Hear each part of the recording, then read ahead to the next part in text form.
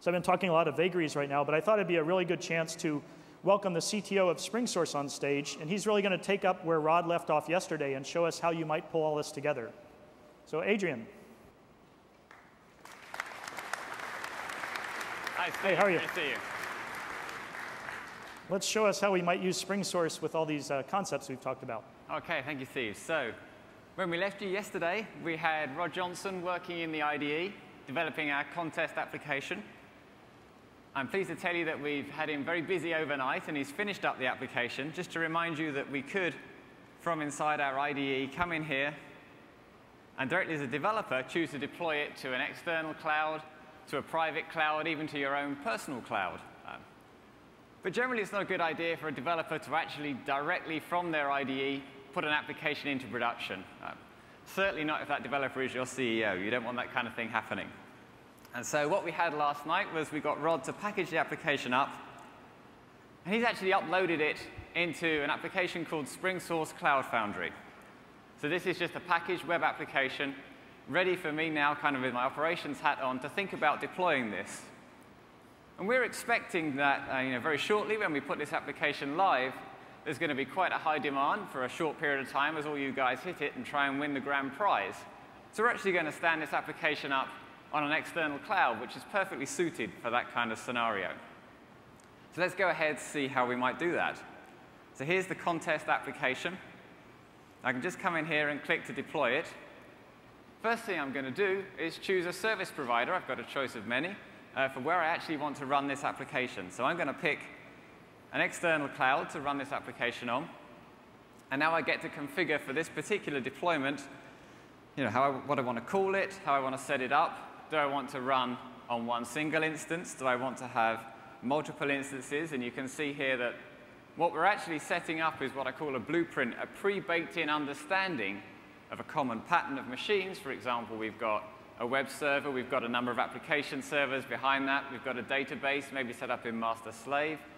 So we have you're right. This is a real key point. We've separated the actual coding of the application from the topology needed to deploy it in scale. In this case, Absolutely. We do expect a lot of scale needed. So you write your application, and you choose for the kind of load and environment you expect this to be running in a suitable deployment pattern to pick to actually bind these two together.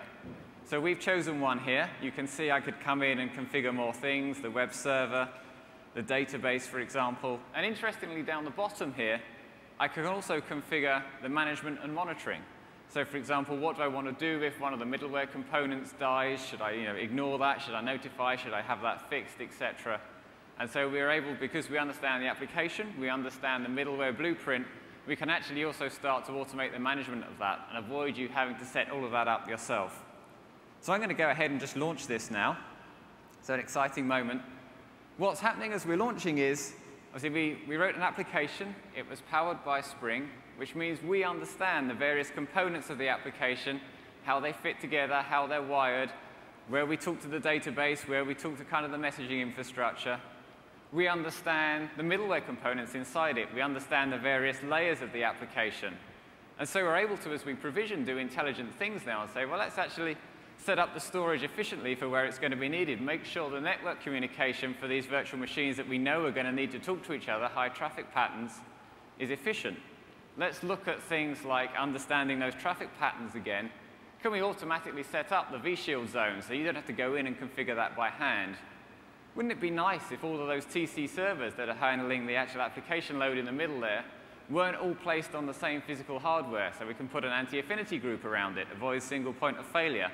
Lots of things we can do there in order to kind of optimize the way that we provision the deployment of the application, and also, as we're actually running now, to tie in the management that we have with the understanding of what's happening at the virtualization layer, and troubleshoot, optimize, automate all the way from top to bottom.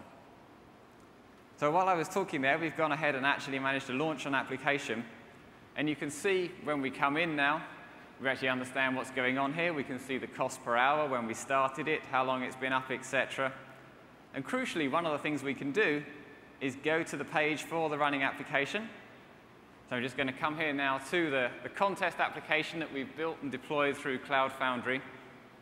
And just as that loads up, here we are. So the contest, so the URL is code2cloud.com. We invite you all to submit your names and email addresses for a chance to win a backstage pass to come and meet Foreigner the band at tonight's VM World party. Okay, great. So for those of you who didn't see that, so you go to codetocloud.com, and in the next 30 minutes, we're going to choose one of the email submissions. We'll give you 2 passes to meet Foreigner, I think with Adrian and myself, for a little Absolutely. jukebox hero dancing, that sort of thing. So thanks, Adrian. Okay, great. Thanks, Steve.